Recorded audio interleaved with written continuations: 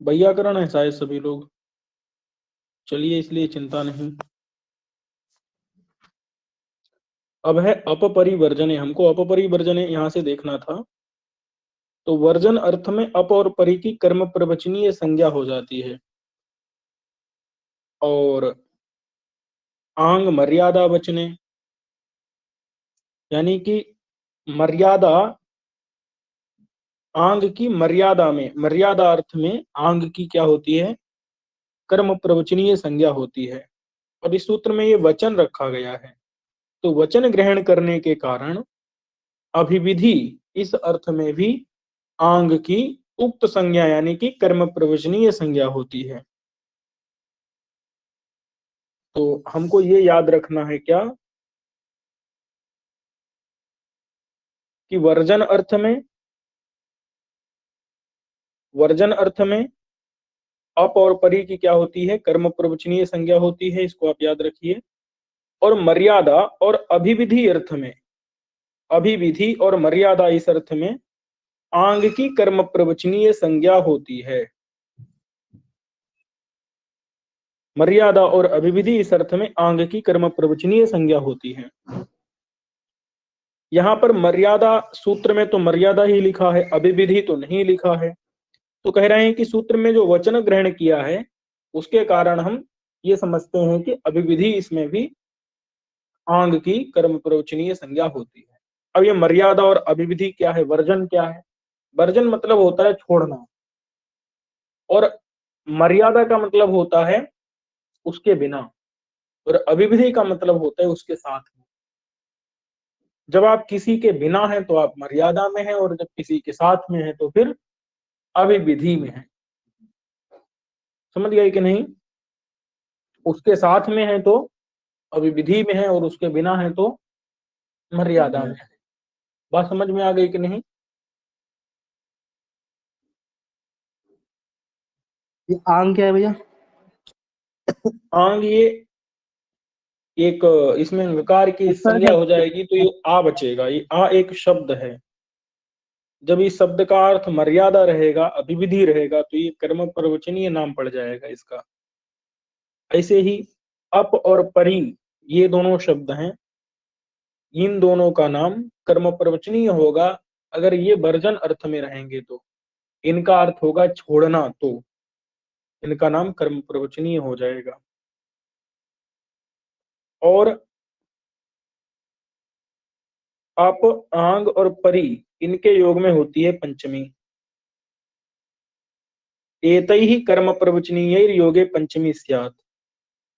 इन कर्म प्रवचनीय के योग में पंचमी होती है। किन किन के योग में? तो अप तो आंग और, परी। हाँ, अप, आंग और परि। देखो अप हो गया, परि हो गया, आंग, ये आंग हो गया। देखो अप, अप आंग और परि हो गया ना, इसके योग में क्या होती है, पंचमी होती है। एतैहि कर्म प्रवचनीय योगे पंचमी स्यात्। इन कर्म प्रवचनीय संज्ञक के योग में पंचमी होती है। तो अप हरे, यहाँ पर देखो अप के योग में हो गई पंचमी, हरे यहाँ पर पंचमी हो गई अप के योग में। और परिहरे, परिहरे यहाँ पर भी क्या हो गई, पंचमी हो गई कर्म प्रवचनीय के योग में, परिहरे। यहाँ पर क्या है, परि का अर्थ क्या है यहाँ पर, अथवा अप का अर्थ क्या है? अप अथवा परि का अर्थ क्या है? वर्जन। क्या है यहाँ पर? वर्जन अर्थ है। वर्जन माने छोड़ना। तो हरि को छोड़ करके संसार होता है। देखो अगर हरि आ गए जीवन में तो फिर संसार से मुक्ति हो जाएगी कि नहीं? जी। इसलिए जब तक हरि नहीं है तब तक इस संसार सागर में हमको डूबना रहेगा, हमारा डूबना, तब तक हमको डूबना पड़ेगा। लेकिन अगर हरि मिल गए, हरि की भक्ति आ गई जीवन में, तो इस संसार से मुक्ति हो जाएगी। तो यहाँ पर अप अथवा ये जो परि हैं, ये बता रहे हैं कि हरि को छोड़ करके संसार है, हरि के बिना संसार है। और जब हरि आ जाएंगे तब फिर संसार नहीं रहेगा। बात समझ में है कि नहीं? अब हरि का मतलब यहाँ पर हरि नहीं लेना है, हरि की भक्ति लेनी है। हरि की भक्ति जब तक नहीं है तब तक संसार है, क्योंकि हरि नहीं है ऐसा कह ही नहीं सकते। हरि तो सदा है, सर्वत्र है। तो जब तक हरि की भक्ति नहीं है तब तक संसार है, और जब हरि की भक्ति नहीं रहेगी तो संसार नहीं, माने हरि की भक्ति, जब तक हरि की भक्ति नहीं रहेगी तब तक संसार होगा, जब हरि की भक्ति हो जाएगी तो संसार छूट जाएगा। बात समझ में आई कि नहीं? ये जी। तो यहाँ पर अप और परि क्या है? ये वर्जन अर्थ के बोधक हैं। वर्जन माने छोड़ करके। तो जब तक हरि की भक्ति नहीं रहेगी, यानी कि हरि भक्ति छोड़ करके संसार होगा, हरे यानी हरि की भक्ति को, अप अथवा परि मतलब छोड़ करके, संसार संसार है। बात समझ में आ गई कि नहीं? जी। तो यहाँ पर जो है अप और परि जब ये वर्जन अर्थ में होंगे तब इनके योग में पंचमी विभक्ति हो जाएगी। और अगर ये परि लक्षण में रहेगा, लक्षण का मतलब क्या है? लक्षणेत्थम भूताख्यान भाग वीप्सा। हमने देखा था कि लक्षण इत्थम भूताख्यान और भाग और वीप्सा इन अर्थों में भी प्रति परि अनु की कर्म प्रवचनीय संज्ञा होती है। तो अगर उस अर्थ में ये रहेगा प्रति परि अनु, तो उस कर्म प्रवचनीय के योग में द्वितीया विभक्ति होगी। लेकिन अगर यहाँ पर क्या रहेगा, अप परिवर्जने के द्वारा अगर अप और परि की वर्जन अर्थ में यदि कर्म प्रवचनीय संज्ञा हुई है तो इसके योग में तो कौन सी विभक्ति आएगी? पंचमी आएगी। बात समझ में आई कि नहीं? जी। और अगर लक्षण इत्थम भूताख्यान भाग वीप्सा इत्यादि अर्थ में अगर परि की कर्म प्रवचनीय संज्ञा होगी तो यहाँ पर उसके योग में द्वितीया आएगी। हरिम यहाँ पर द्वितीया है इसलिए, क्योंकि यहाँ पर परि की कर्म प्रवचनीय संज्ञा लक्षणेत्थम भूताख्यान से हुई है, लक्षणादि अर्थ में हुई है। और अगर वर्जन अर्थ में होगी अप परि की कर्म प्रवचनीय संज्ञा तो उसके योग में पंचम में पांग परिवी से पंचमी आएगी। और वर्जन मतलब छोड़ना, तो हरि को छोड़ करके संसार है। अब देखो यहाँ आंग का प्रयोग है और यहाँ भी आंग का प्रयोग है। एक जगह आंग जो है किस अर्थ में है? मर्यादा में है। और दूसरी जगह ये आंग अभिविधि अर्थ में है। तो मर्यादा का मतलब, अच्छा, मर्यादा और अभिविधि दोनों अर्थों में आंग की क्या होती है? कर्म प्रवचनीय संज्ञा होती है आंग मर्यादा वचने से। ये अभिविधि अर्थ में भी करता है और मर्यादा में भी आंग की कर्म प्रवचनीय संज्ञा करता है। और इस आंग के योग में क्या होती है? पंचम में पांग परिवी से पंचमी होती है। तो देखो भैया, इस आंग के योग में मुक्तेह में पंचमी कर दिया, सकलात में पंचमी कर दिया। यहाँ पर क्या है? आंग मर्यादा और अभिविधि अर्थ में है। मर्यादा का मतलब होता है उसके बिना। तो देखो, मुक्ति के बिना संसार है, तो यहाँ पर आंग क्या है? मर्यादा अर्थ में है, क्योंकि जब तक मुक्ति नहीं है तभी तक संसार है। मुक्ति हो जाएगी तो संसार रूपी दुख नष्ट हो जाएगा। तो मुक्ति के बिना संसार है। और आसक्लाद ब्रह्म में क्या है? यहाँ पर उसके साथ में, तो सकलम अभिव्याप्य ब्रह्म। यहाँ पर सकल मतलब कि संपूर्ण के साथ में ब्रह्म है ना। क्या ब्रह्म सकल के अतिरिक्त है? नहीं, ब्रह्म तो सकल को भी अपने अंदर समेटे हुए है। तो आपको याद रखना है कि मर्यादा का मतलब क्या होता है? तेन बिना, तेन बिना मर्यादा। और अभिविधि मतलब होता है तेन सह अभिविधि। तो यहाँ पर सकल के साथ में ब्रह्म है, इसलिए यहाँ पर आंग जो है वो अभिविधि अर्थ में है। और मुक्ति के बिना, तेन बिना, तो मुक्ति के बिना संसार है, इसलिए यहाँ पर आंग मर्यादा अर्थ में है। और मर्यादा अथवा अविविधि अर्थ में जो आंग होता है उसकी आंग मर्यादा वचने से कर्म प्रवचनीय संज्ञा होती है, और उसके योग में पंचम में पांग परिवी से पंचमी आती है, इसलिए आमुक्त है यहाँ पर पंचमी है, आसगलाद यहाँ पर पंचमी है। अब देखो प्रतिनिधि और प्रतिदान, इन अर्थों में जो प्रति शब्द होगा उसकी कर्म प्रवचनीय संज्ञा होगी। अगर प्रति शब्द का प्रयोग हो और प्रतिनिधि अथवा प्रतिदान इस अर्थ में हो तो उसकी कर्म प्रवचनीय संज्ञा होती है। जैसे आप ये देखो, दो प्रति देख पा रहे होंगे, तो ये जो पहला प्रति है ये प्रतिनिधि अर्थ का है बोधक, और दूसरा प्रति ये प्रतिदान का बोधक है। तो एक प्रति किसका, प्रतिनिधि का है, और दूसरा प्रति किसका है, प्रतिदान का बोधक है। यहाँ पर प्रति और माने प्रतिनिधि और प्रतिदान अर्थ में अगर कहीं प्रति शब्द का प्रयोग है तो उसकी क्या होती है, कर्म प्रवचनीय संज्ञा होती है। क्या होती है, संज्ञा होती है। और जब ये कर्म प्रवचनीय संज्ञक अगर प्रति मतलब प्रतिनिधि और प्रतिदाने च यस्मात्, इसका अर्थ क्या है कि इस कर्म प्रवचनीय के साथ योग होने पर अत्र कर्म प्रवचनीय योगे पंचमी स्यात्, इस कर्म प्रवचनीय के साथ योग होने पर पंचमी होती है। तो आप देख लो, इस प्रति के साथ में कृष्ण का योग है तो यहाँ पंचमी हो गई, इस प्रति के साथ में तिल का योग है तो यहाँ पंचमी हो गई। अब प्रश्न है कि प्रतिनिधि और प्रतिदान किसे कहते हैं, तो जब आप उदाहरण का अर्थ समझ लेंगे तो आपको प्रतिनिधि और प्रतिदान समझ में आ जाएगा। देखो, प्रद्युम्न कृष्णात प्रति, इसका मतलब क्या है कि प्रद्युम्न कृष्ण का प्रतिनिधि है। तो यहाँ पर प्रतिनिधि का मतलब है कृष्ण के समान, प्रतिनिधि यानी कि उसके समान, प्रतिनिधि यानी कि जिसके स्थान पर जिसको हम भेजते हैं वो क्या होता है, प्रतिनिधि होता है। प्रतिनिधि क्या होता है, जब हम किसी के स्थान पर किसी को भेजते हैं तो उसको हम प्रतिनिधि कहते हैं। बात समझ में आई कि नहीं? जी।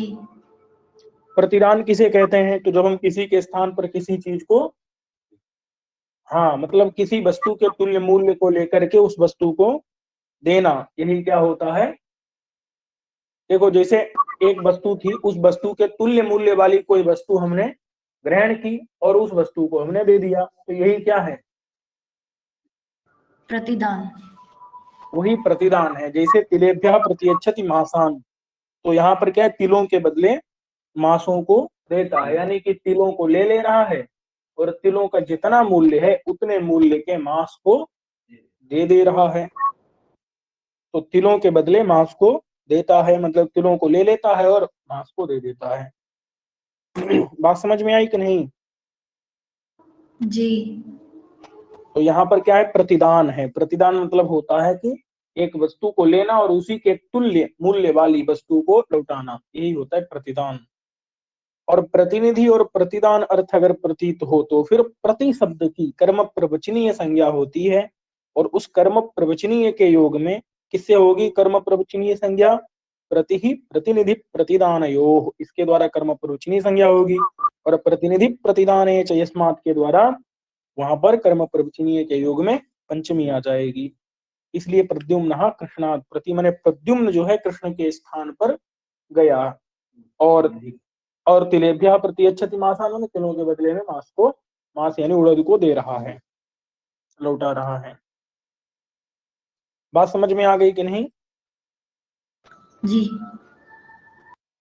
अब कह रहे हैं कि पंचमी अकर्तरि ऋणे पंचमी, इसका मतलब क्या है कि ऋण में पंचमी होती है, और अकर्तरि मतलब ऋण करता नहीं होना चाहिए, ऋण करता नहीं होना चाहिए। तो ऋण कर्तृवर्जितम माने करता नहीं हो, अकर्तरि यद ऋणम हेतुभूतम, हेतुभूत मतलब हेतु होना चाहिए, नहीं समझे? ऋण क्या होना चाहिए, हेतु होना चाहिए, और कर्ता नहीं होना चाहिए। भाई किसी ने 100 रुपया लिया और 100 रुपया के कारण वो बांध लिया गया, तो यहाँ पर क्या है, बंधन का हेतु कौन है, 100 रुपया। 100 रुपया लिया किसी ने और 100 रुपया के कारण वो क्या कर लिया गया, बांध लिया गया। तो यहाँ पर बांधने का हेतु क्या है, क्या कारण है, किसके कारण बांध लिया गया, 100 100 रुपए के रुपए। कारण। अच्छा, अब जो है 100 रुपया कारण है, हेतु है, और ऋण भी है क्योंकि ऋण लिया ना 100 रुपए का, हेतु है, लेकिन वो करता नहीं है, बांधा किसी दूसरे ने, बांधा किसी देवदत्त ने। देवदत्त ने यज्ञदत्त को बांध लिया 100 रुपए के कारण। अगर 100 रुपया ही बांधने वाला होता तो वहां सूत्र नहीं लगता, लेकिन बांधा किसी देवदत्त ने, किसको बांधा, यज्ञदत्त को, किसके कारण, 100 रुपए के कारण।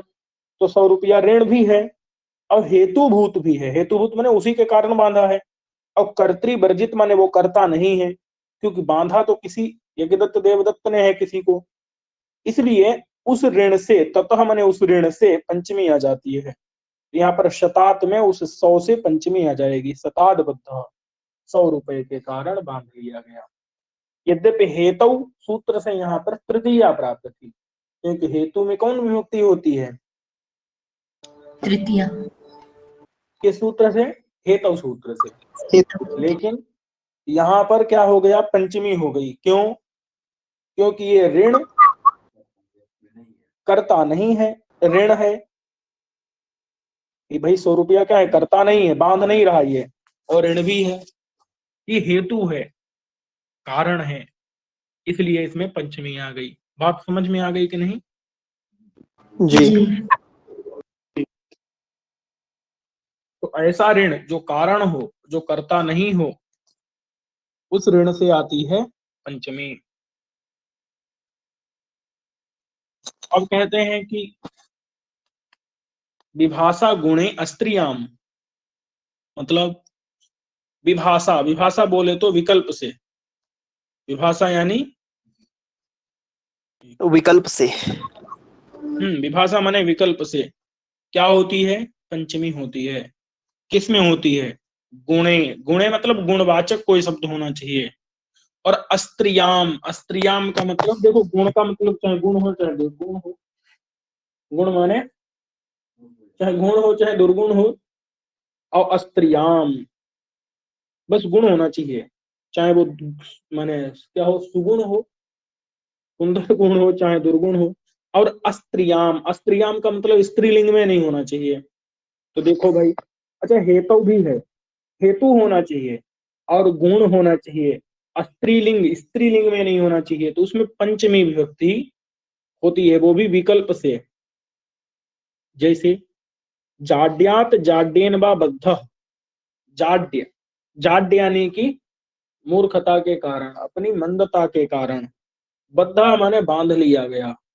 तो यहाँ पर क्या है, जो जाड्य है वो एक गुण है, जाड्य यानी कि मंदता, मूर्खता, ये गुण है, और ये हेतु भी है क्योंकि इसी के कारण बांध लिया गया।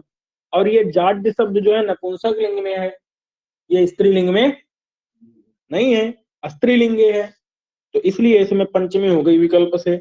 एक बार पंचमी होगी और एक बार हेतु में क्या होती है, तृतीया।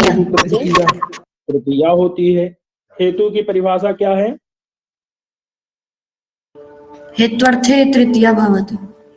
हेतु की परिभाषा क्या है, निर्व्यापार, निर्व्यापार साधारणम। इतनी तो नहीं है, जल्दी जल्दी किताब पलटो भाई,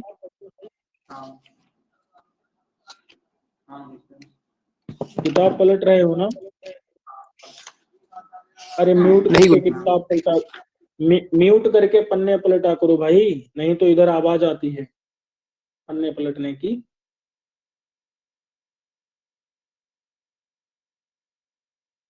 कर दिए ना म्यूट, हाँ अब देखो अब नहीं आ रही।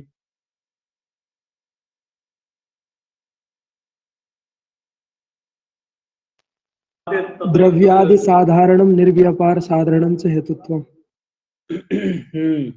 इसका मतलब पता है, बताए थे ना, मतलब कि जिसमें जो द्रव्य गुण कर्म माने द्रव्य गुण क्रिया का जनक रहे और जिसमें व्यापार रहे अथवा न रहे, वो हेतु होता है। और करण किसे कहते हैं, जो सिर्फ क्रिया मात्र का जनक हो और क्रियामात्रं व्यापार नियतम च।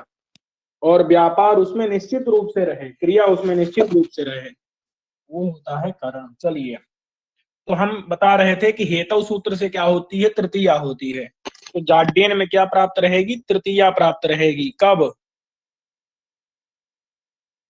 जब पंचमी नहीं होगी, क्योंकि पंचमी तो विकल्प से होती है ना भाई।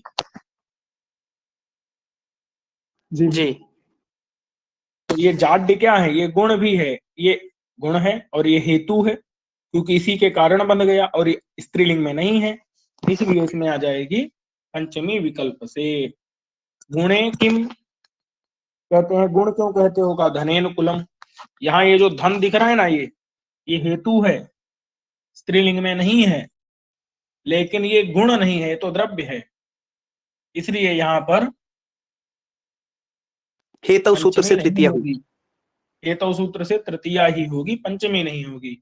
ये धन के कारण यह कुल क्या है, प्रशस्त है, प्रशंसा वाला है। तो यहाँ पर क्या है, ये धन जो है ना, ये गुण नहीं है, गुण नहीं है, तो द्रव्य है धन। अस्त्रियाम किम बुद्धिया मुक्त, यहाँ पर क्या है, बुद्धि के द्वारा मुक्त हो गया, तो बुद्धि जो है यहाँ पर गुण है, स्त्रीलिंग। हेतु भी है, लेकिन स्त्रीलिंग में ही है, अस्त्रीलिंग में नहीं है, अस्त्रियाम नहीं है, इसलिए यहाँ पर सूत्र से पंचमी नहीं होगी, अपितु हेतु सूत्र से तृतीया ही होगी। लेकिन यहाँ पर क्या करते हैं, ये जो विभाषा सूत्र है ना, ये विभाषा गुणे स्त्रियाम, इसमें योग विभाग करते हैं। योग विभाग का मतलब यहाँ दो सूत्र बना देते हैं। योग विभाग, योग मतलब होता है सूत्र, विभाग मतलब होता है तोड़ देना। तो जब सूत्र को तोड़ के दो सूत्र बना देते हैं, तो फिर जो है हमारा एक अलग ही अर्थ निकलता है। वो अर्थ है कि अगुण में और स्त्री में भी क्वचित माने कहीं कहीं हो जाता है पंचमी। अगुण में ध्यान दीजिएगा, जब तक गुणे अस्त्रियाम था तब तक गुण में ही होता था, और अस्त्रियाम मतलब स्त्रीलिंग में ही होता था, लेकिन अब ये उल्टा कर दिया पूरा। समझ रहे हैं कि नहीं? यहाँ गुणे था और यहाँ क्या कर दिया, अगुणे। यहाँ अस्त्रियाम था, यहाँ क्या कर दिया, स्त्रियाम, उल्टा कर दिया। माने अब गुण नहीं रहेगा तो भी हो जाएगी, और स्त्रीलिंग रहेगा तो भी हो जाएगी पंचमी। समझ रहे हैं कि नहीं? जी जी। जी। ये क्यों हो गया, क्योंकि ये जो सूत्र है ना विभाषा, इसमें क्या कर दिया, विभाषा यहाँ से योग विभाग कर दिया। योग विभाग कर दिया मतलब सूत्र तोड़ दिया। तो सूत्र तोड़ देने से दो सूत्र हो जाते हैं, और फिर उसमें सामर्थ्य आ जाती है कि कहीं कहीं पर गुण न होने पर भी, स्त्रीलिंग होने पर भी पंचमी विकल्प से हो जाती, क्वचित माने कहीं कहीं। जैसे धूमाद अग्निमान, पर्वतो बन्हीमान धूमात, पर्वत आग बनने वाला वाला है। है धुआं होने से। तो यहाँ पर क्या है, धूम ये हेतु है, क्या ये गुण है? नहीं। ये अगुण है, ये तो द्रव्य है भाई। और अस्त्रीलिंग, तो ये धूम, अच्छा स्त्रीलिंग में अस्त्रीलिंग का नहीं। आगे मिलेगा, अनुपलब्धे यहाँ पर। तो देखो यहाँ पर क्या है, गुण, गुण नहीं होने पर, द्रव्य होने पर भी पंचमी कर दिया धूमाद अग्निमान में। और अस्त्रीलिंग बोला तो देखो नास्ति घटो अनुपलब्धे है, यहाँ पर क्या है, अनुपलब्धे है में ये अनुपलब्धि शब्द जो है वो क्या है, स्त्रीलिंग है, इसलिए। स्त्रीलिंग है, अस्त्रीलिंग नहीं है। फिर स्त्रीलिंग में भी, स्त्रियाम, स्त्रीलिंग में भी कहीं कहीं पर पंचमी हो जाती है। तो नास्ति घटः, यहाँ पर घड़ा नहीं है, क्यों, अनुपलब्ध है, अनुपलब्ध है। क्योंकि घड़े की उपलब्धि नहीं हो रही है, इसलिए यहाँ पर घड़ा नहीं है। तो यहाँ पर अनुपलब्धि में भी क्या कर दिया, पंचमी कर दिया, स्त्रीलिंग में भी पंचमी कर दिया।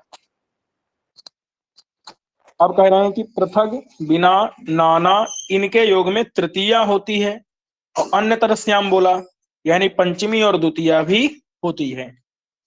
ये भी योगे तृतीया से आती, इनके योग में तृतीया होती है। जैसे राम, पृथक के योग में रामेण रामात रामम्बा, यहाँ पर तृतीया भी कर दिया और पंचमी और द्वितीया भी कर दिया। ऐसे ही बिना के, एवं माने इसी प्रकार से बिना के योग में अथवा नाना के योग में, तो बिना रामेण रामात रामम्बा, नाना रामेण रामात रामम्बा। बात समझ में आ गई कि नहीं? इनके योग में तृतीया होती है, जी। मुझे नाना का अर्थ पंचमी क्या और है? द्वितीया भी होती है। ये समझ में आ गया ना?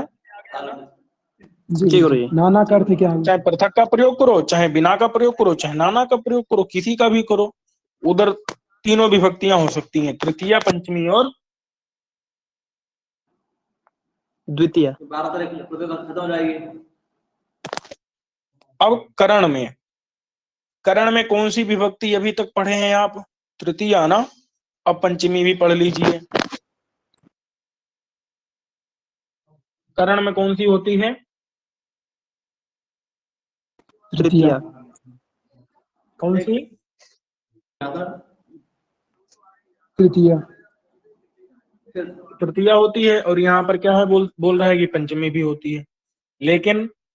लेकिन यह है कि स्तोक शब्द हो, अल्प हो, कृच्छ्र हो, कतिपय हो, यही शब्द अगर करण होंगे तभी। नहीं समझे? जी जी समझ गए जी। अगर करण होंगे स्तोक, अल्प, कृच्छ और कतिपय, यदि यही शब्द करण होंगे तो क्या होगा? पंचमी। तृतीया और पंचमी दोनों हो जाएगी। अच्छा, एक और बात है कि ये असत्व वचन होना चाहिए। सत्व बोलते हैं द्रव्य को, और यहाँ पर असत्व वचन यानी कि अद्रव्य वचन होने चाहिए, मतलब द्रव्य के वाचक ये नहीं होने चाहिए। समझ गए? जी जी गुरु जी। स्तोक मतलब थोड़ा, अल्प माने थोड़ा, कृच्छ माने कठिन, कतिपय माने कुछ।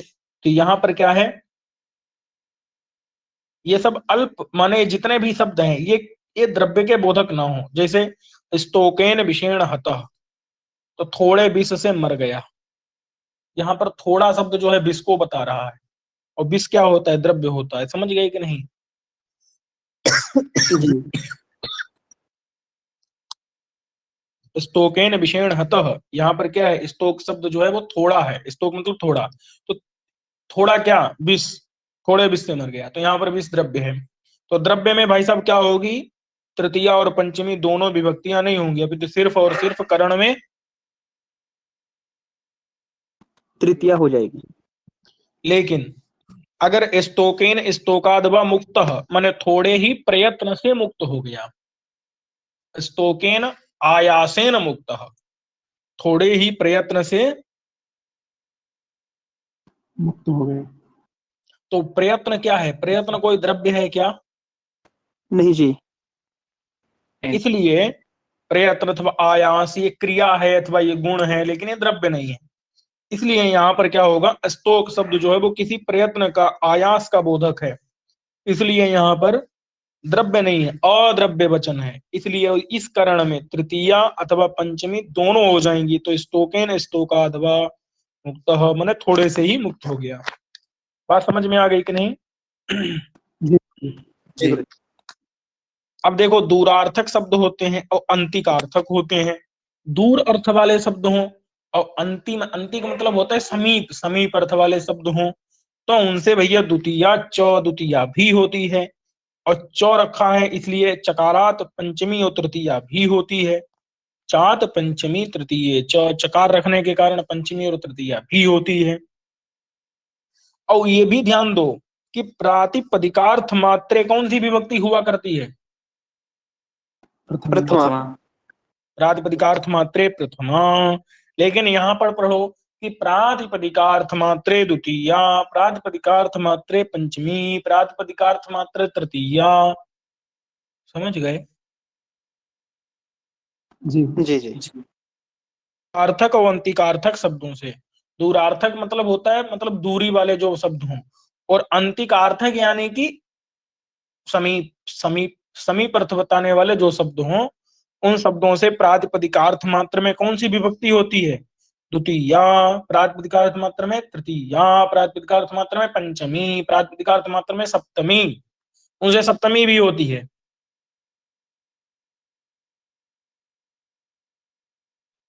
जी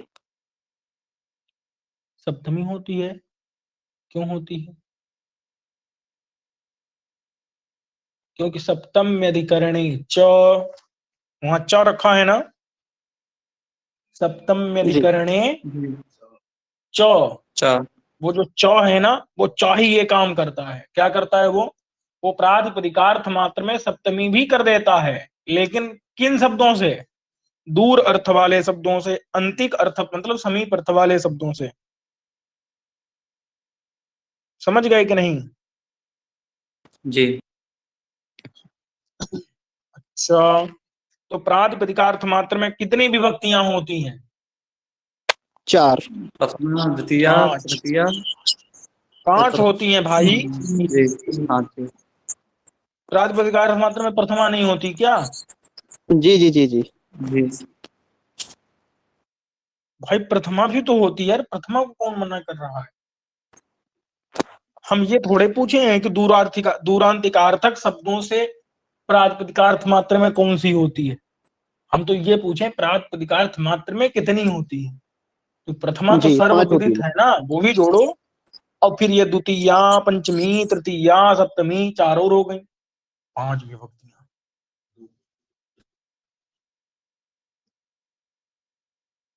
5 हो गई। जी जी 5 होती है जी। क्या बात है। और करण में कितनी होती है?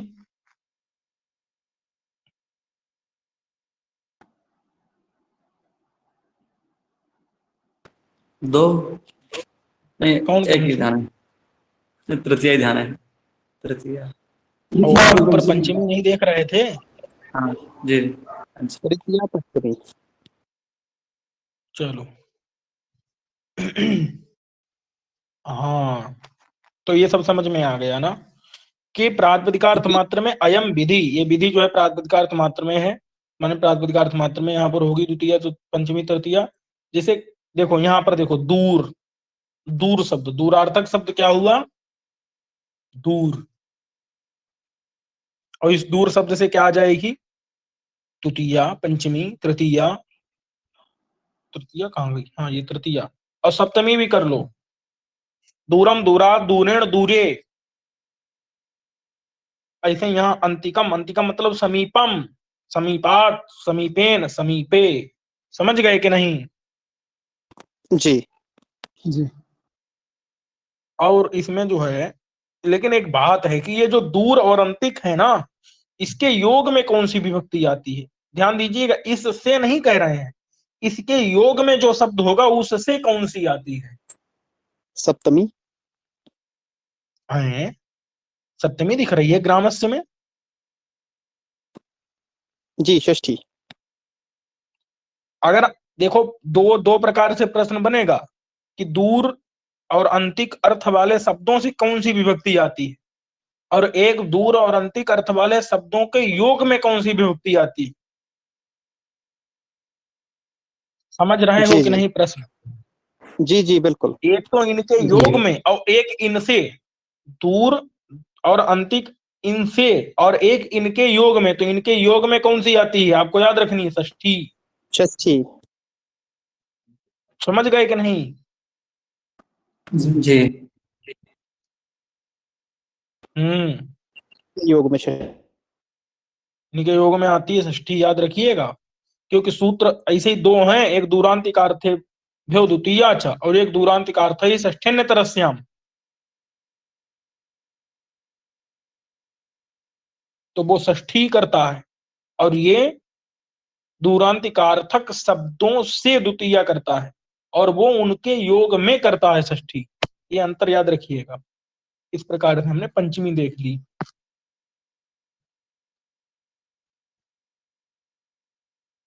चलिए। षष्ठी शेषे, शेष मतलब बचे खुचे में क्या आती है? षष्ठी आती है। बोलो शेष किसे कहते हैं? का स्व स्वामी भाव संबंध को शेष कहते हैं। एक है राजा, एक है नौकर, ये हो गया स्व और स्वामी। और इन दोनों का जो संबंध है उसको कहेंगे भाव, भाव। तो इन दोनों का जो भाव यानी संबंध है, वही क्या है? शेष है। समझ गए कि नहीं? जैसे गुरु शिष्य भाव। नहीं समझे? जी स्पष्ट। उपकारक, उपकार्य भाव, ये संबंध है। एक हो गया अवयव, एक हुआ अवयवी। अवयव अवयवी भाव संबंध है। गुण गुणी भाव, एक होता है विशेषण, एक होता है प्रधान, प्रधान विशेषण या विशेष विशेषण भाव संबंध है। जाति व्यक्ति। जाति और व्यक्ति में समवाय संबंध होता है महाराज।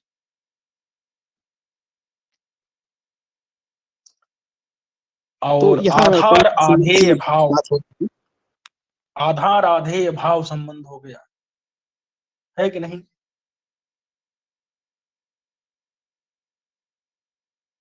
जी तो ये सब क्या है? संबंध है। संबंध को ही शेष कहते हैं। और ध्यान दीजिएगा, कारक जो है वो शेष नहीं होता है, प्रातिपदिकार्थ भी शेष नहीं होता है, उससे व्यतिरिक्त जो उससे अलग होगा वही शेष होगा। वो क्या होगा? तो स्वस्वामी भावादि संबंध ही शेष होता है, और संबंध में षष्ठी आती है। समझ गए कि नहीं? जी जी तत्र षष्ठी स्यात्, तत्र माने संबंधी, संबंध है। संबंध में षष्ठी होती है। शेष में मतलब संबंध में षष्ठी होती है। कारक और प्रातिपदिकार्थ में षष्ठी नहीं नहीं होती। नहीं होती। किस सूत्र से? षष्ठी शेषे, इस सूत्र से। नहीं तो कर्म कारक में षष्ठी होती है कि नहीं? कर्तृकर्मणो कृति से जी कर्तृकर्मणो कृति सूत्र आएगा, वो कहेगा कर्म और कर्ता में षष्ठी कर दो, तो जी कारक में तो हो गई षष्ठी। तो कारक मतलब कि षष्ठी शेषे, इस सूत्र से कारक में षष्ठी नहीं होती। नहीं तो कारक में षष्ठी नहीं होती ऐसा मत कहो, कारक में तो षष्ठी होती है भाई। समझ रहे हो कि नहीं? जी जी जी आगे चलते हैं। तो हमने देखा क्या कि राजा क्या हुआ? राजा हुआ स्वामी, पुरुष हुआ उसका स्व, नौकर, दोनों में संबंध कौन सा हुआ? स्व स्वामी भाव। और ये संबंध ही शेष है। ये कारक और प्रातिपदिकार्थ से व्यतिरिक्त मतलब अलग है। ये ना तो कारक है ना तो प्रातिपदिकार्थ है, ये तो शेष है। शेष मतलब बचा हुआ, क्योंकि इसके पहले पाणिनि ने कारक और प्रातिपदिकार्थ कह दिए, तो उनसे बचा हुआ है, ये उनमें नहीं आया, तो ये शेष हुआ। इसी शेष में संबंध में आ जाएगी षष्ठी, तो राज्ञः पुरुषः, ये बन जाएगा, षष्ठी हो जाएगी राज्ञः में। कहते हैं कि कभी कभी जो कर्म है ना, उन कर्मों को भी संबंध बना देते हैं। कहीं कर्म को कह देते हैं यहाँ कर्म नहीं, संबंध है। समझ गए? जी जैसे मातु स्मरति, माता को स्मरण करता ऐसा नहीं है, माता के संबंध में स्मरण करता है। कर्म हटा दिया, संबंध ला दिया, कर्म को, कर्म की अविवक्षा कर दी और संबंध मात्र की विवक्षा कर दी। संबंध मात्र विवक्षा में षष्ठी ही होती है। इसलिए मातु यहाँ कर्म होना चाहिए था, लेकिन क्या कर दिया, जब कर्म कर्म की कर्मादीनाम अपि, कर्मादि की भी संबंध मात्र विवक्षा में षष्ठी ही होती है, तो यहाँ मातु में षष्ठी ही हो गई। ऐसे सर्पिशो जानीते में सर्पी, ये क्या था? एक करण था। इस करण की क्या कर दी? संबंध मात्र विवक्षा कर दी। जब संबंध मात्र की विवक्षा होती है तो क्या होती है उसमें? संबंध में षष्ठी होती है, षष्ठी से सूत्र से। ऐसे सताम गतम में जो सज्जन लोग थे ना, वो करता थे गमन क्रिया के। गमन माने जाना, तो सज्जन लोगों का जाना देखिए, सताम गतम माने सज्जन लोगों का जाना। जाना तो यहाँ पर क्या है? सताम, सज्जन लोग जो है ना वो करता थे, जाने जाने करता। के। उन कर्ता को अविवक्षा कर दिया। अविवक्षा मतलब बताने की इच्छा नहीं है कि ये करता है। अविवक्षा माने बताने की इच्छा नहीं है कि ये करता है, हमारी बताने की इच्छा है कि ये जानी क्रिया के संबंधी है, बस गमन क्रिया के ये संबंधी है, ये बताना चाहते हैं हम बस। इसलिए क्या हो जाएगी? संबंध मात्र की विवक्षा में षष्ठी ही होगी, तो सताम गतम में षष्ठी हो गई। सर्पिसो जानीते का मतलब है, यहाँ जानीते का मतलब जानता है ये नहीं है। यहाँ जानीते का मतलब है कि किसी काम में लगता है। जैसे भोजन में नहीं लग रहा था, और जब सर्पी ही डाल दिया, सर्पी माने घी, तो घी। प्रवृत्त हो गया भोजन में। तो सर्पी क्या है? यहाँ भोजन के प्रवृत्त होने, भोजन में प्रवृत्त होने के प्रति साधकतम है। साधकतम को क्या कहते हैं? करण कहते हैं, करण है। इस करण की हमने क्या कर दी? अविवक्षा कर दी। मतलब हम चाहते हैं कि ये करण के रूप में लोगों को न पता चले, ये संबंधी के रूप में पता चले। तो संबंधी, संबंध मात्र की विवक्षा करेंगे तो क्या विभक्ति होगी? संबंधे षष्ठी। शेष माने संबंध, संबंध मतलब शेष, और उसमें षष्ठी आ जाएगी। बात समझ में आ गई कि नहीं? जी जी। ऐसे एधः दकस्य उपस्कुरुते। तो एधः, एध मतलब कि ईंधन, काष्ठ, लकड़ी, दकस्य यानी जल का, उपस्कुरुते यानी कि गुण को ग्रहण कर लेती है। तो जल की जो शीतलता है उसको क्या कर लेता है? ये जो एधः है वो ग्रहण कर लेता है। माने लकड़ी जल की शीतलता को, जल के गीलेपन को लकड़ी ग्रहण कर लेती है। सूखी लकड़ी जो है जल में डाल देने पर जल के गीलेपन को ग्रहण कर लेती है, जल की ठंडक को ग्रहण कर लेती है। तो यहाँ पर क्या है? दकस्य, यहाँ पर ये दक जो है ना ये कर्म है, लेकिन हो क्या गया यहाँ पर? जब हमने कर्म की विवक्षा कर दी और संबंध मात्र विवक्षायाम, संबंध मात्र की विवक्षा की, तो षष्ठी एव, षष्ठी ही होगी। तो यहाँ षष्ठी हो गई। एधः दकस्य उपस्फुरते। ऐसे भजे शंभोश्चरणयोः, शंभु के चरणों का मैं भजन करता हूँ। तो यहाँ चरणयोः में क्या है? चरणों को मैं भजन करता हूँ, ये कर्म है। जैसे हरिम भजति, मुक्तये हरिम भजति, ऐसे यहाँ पर भी शंभु के चरणों को भजन करता हूं। तो यहाँ पर एक कर्म है, कर्म। लेकिन क्या होगा? कर्मादि नाम अपि, कर्मादि की भी संबंध मात्र विवक्षायाम, संबंध मात्र विवक्षा करेंगे तो षष्ठी ही होगी, इसलिए चरण योह में षष्ठी ही हो गई। बात समझ में आई कि नहीं? मैं शंभु के चरण को भजन करता हूं, यहाँ पर कर्म नहीं बताना चाहते हम, संबंधी बताना चाहते हैं। ऐसे फलानाम तृप्त, फलों, अब फलों का तृप्त थोड़े है, फलों के द्वारा तृप्त हो गया। फल क्या है यहाँ पर? करण है, करण। करण है, साधन है, साधकतम है तृप्ति के प्रति। लेकिन हमने क्या बताना चाहा? हमने कहा ना भैया ये करण नहीं, ये तो संबंधी है तृप्ति के। कौन संबंध बताना नहीं चाहते हैं? तो संबंध मात्र विवक्षायाम षष्ठी एव, षष्ठी ही हो गई। संबंध मात्र विवक्षा में षष्ठी ही होती है। तो फलानाम तृप्ता यहाँ षष्ठी हो गई। बात समझ में आ गई कि नहीं? जी। अब देखिए, और षष्ठी हेतु प्रयोगे, हेतु का प्रयोग रहे तो भी षष्ठी होती है। अन्नस्य हेतोर वसति, समझ गए कि नहीं?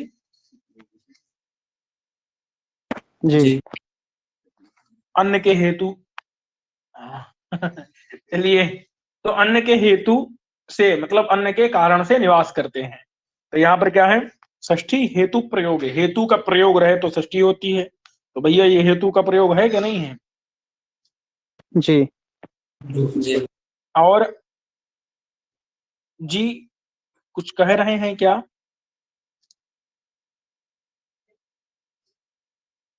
नहीं। चलिए, सर्वनाम तृतीया च, और भैया अगर सर्वनाम शब्द रहे और हेतु शब्द का प्रयोग रहे और हेतु द्योतित भी हो तो तृतीया भी होती है, और चौ रखा है ना, इस चौ के कारण षष्ठी भी होती है।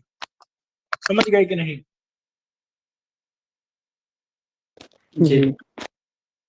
अगर सर्वनाम का भी प्रयोग रहे, हेतु शब्द का भी प्रयोग रहे, दो दो का प्रयोग रहे एक साथ में, तो देखो केन हेतुना, यहाँ क्या है? सर्वनाम का भी प्रयोग है, हेतु शब्द का भी प्रयोग है, और हेतु द्योतित भी हो रहा है।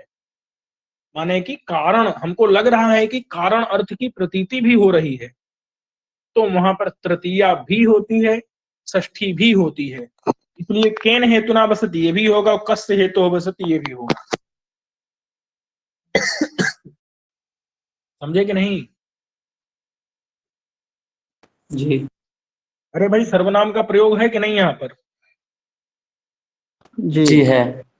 ये जो केन शब्द है ना, ये किम किम सर्वनाम का बना हुआ रूप है ना। जी। हाँ जी बिल्कुल। और हेतु शब्द का भी प्रयोग है, हेतु ना, ये हेतु शब्द का प्रयोग है। और हेतु जी। द्योतित मतलब कारण पता भी चल रहा है, यहाँ पर प्रश्न जो है कारण के विषय में प्रश्न पूछा जा रहा है, तो तृतीया भी होगी, षष्ठी भी होगी, इसलिए केन हेतु ना वसति भी होगा और कस्य हेतु वसति भी होगा, तृतीया और षष्ठी दोनों हो जाएंगी। और अगर निमित्त के पर्यायवाचियों का प्रयोग किया जाए, निमित्त के पर्यायवाचियों का प्रयोग किया जाए, तो निमित्त के पर्याय कौन होते हैं? निमित्त, कारण, हेतु, प्रयोजन, ये सब क्या है? निमित्त के पर्यायवाची हैं। नहीं पता? जी अरे जी है। निमित्त के पर्यायवाची नहीं पता है भाई, ये कारण देखो लिखा हुआ है, देखो यहाँ हेतु लिखा है, प्रयोजन नहीं मिला। जी ये सब क्या है? निमित्त के पर्यायवाची हैं कि नहीं है? जी हाँ। जी गुरु जी। अब इनका प्रयोग करो तो फिर क्या होता है? सर्वासाम विभक्ति नाम, सभी विभक्तियों का,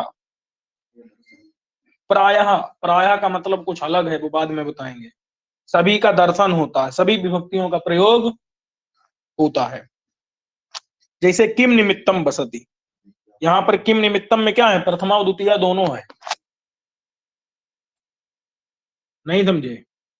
जी निमित्त के पर्यायवाची का प्रयोग करोगे तो निमित्त भी निमित्त का पर्यायवाची है, जी उसका प्रयोग करोगे तो वहां पर क्या होगा? सभी विभक्तियां होंगी। तो किम निमित्तम बसति, क्यों निवास करते हो भाई, आप यहाँ क्यों निवास करते हैं? तो यहाँ किम निमित्तम में दोनों विभक्तियां, प्रथमा द्वितीया। केन निमित्तेन, कस्मै निमित्ताय, कस्मात् निमित्तात्, कस्य निमित्तस्य, कस्मिन् निमित्ते, सभी विभक्तियों का प्रयोग हो सकता है। समझ गए कि नहीं? जी जी गुरु जी। ऐसे किम कारणम एवं माने इसी प्रकार से किम कारणम, को हेतु, किम प्रयोजनम। अब यहाँ पर भी सभी विभक्तियों का प्रयोग कर सकते हैं, क्योंकि निमित्त के पर्यायवाची का प्रयोग हुआ है तो प्रायः सभी विभक्तियों का प्रयोग देखा जाता है। लेकिन ये जो प्रायः रखा है ना, ये कुछ अलग बात बता रहा, ये वाली, ये वाली, समझ रहे हैं कि नहीं? जी ये कहता है कि निमित्त में प्रायः, ये प्राय शब्द का ग्रहण किया है, इसलिए असर्वनामना, प्राय ग्रहणात असर्वनामना, जो सर्वनाम नहीं होगा उससे प्रथमा और द्वितीय नहीं होंगी। अब बताओ, यहाँ ज्ञानेन निमित्तेन में कोई सर्वनाम चमक रहा है? नहीं। ऊपर तो किम निमित्तम, केन निमित्तेन, किम कारणम, को हेतु, किम प्रयोजनम, यहाँ सब जगह किम सर्वनाम था कि नहीं था? जी जी गुरु जी। लेकिन जब असर्वनाम माने ज्ञानेन निमित्तेन में कोई सर्वनाम है क्या? असर्वनाम, असर्वनाम मतलब जब सर्वनाम ना हो हम्म, तो प्रथमा और द्वितीय विभक्ति नहीं होती है। प्रथमा द्वितीय न स्था, प्रथमा और द्वितीय विभक्ति न मतलब नहीं होती है, न स्था नहीं होती है। तो वहां पर तृतीय विभक्ति से शुरू करेंगे सप्तमी विभक्ति तक। तो ज्ञानेन निमित्तेन हरि सेव्यः, हरि की सेवा करनी चाहिए ज्ञान के लिए। ज्ञानाय निमित्ताय हरि सेव्यः, नहीं समझे? जी सर।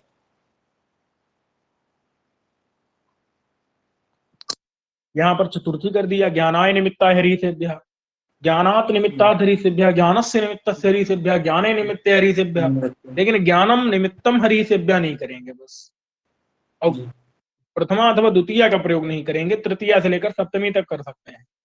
ये कहां से हुआ? ये वार्तिक में प्राय शब्द का ग्रहण किया है, वार्तिक में प्राय शब्द का ग्रहण किया है, इसलिए जब असर्वनाम होगा माने सर्वनाम नहीं होगा, सर्वनाम का प्रयोग नहीं होगा तो प्रथमा और द्वितीया भी नहीं होगी। ये बात समझ में आई कि नहीं? जी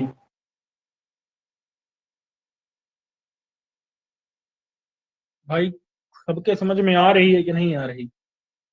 जी जी गुरु जी। हरीश चंद्र जी क्या समझे?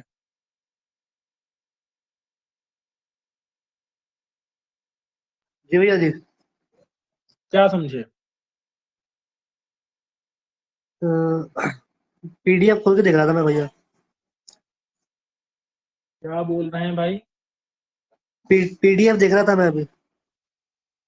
PDF? आप किताब नहीं है ना, PDF में देख रहा था मैं। अरे मैं PDF में ही तो बता रहा हूँ प्रभु। चलिए सोनिया जी, क्या समझ में आया?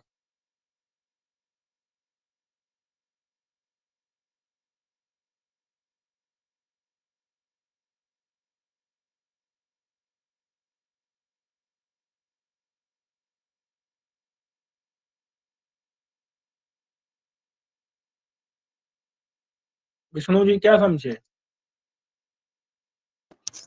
गुरुजी वार्तिक में गुरुजी प्राय दर्शनम पढ़ा गया, उस प्राय दर्शनम से प्रथमा और द्वितीय में नहीं करना है। ये कब? वो ये किम, ये सर्वनाम शब्द न होने पर। हाँ हाँ, जब असर्वनाम रहा, सर्वनाम नहीं होगा तो प्रथमा और द्वितीया भी नहीं होगी,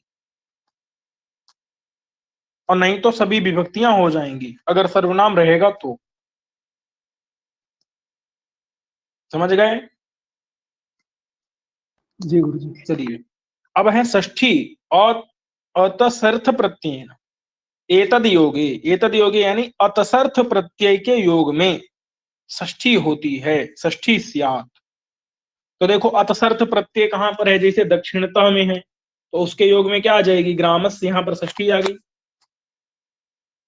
अतसर्थ प्रत्यय का योग रहे तो दक्षिणतः यहां पर अतसर्थ प्रत्यय है, उसके योग में ग्रामस्य में क्या आ जाएगी, षष्ठी। अब ये अतसर्थ प्रत्यय क्या होता है, तो भैया अतसुच अर्थ में जो भी प्रत्यय होते हैं, अब वो वहां प्रकरण में जाकर के देखिएगा कहां पर मिलेंगे, ये अष्टाध्यायी के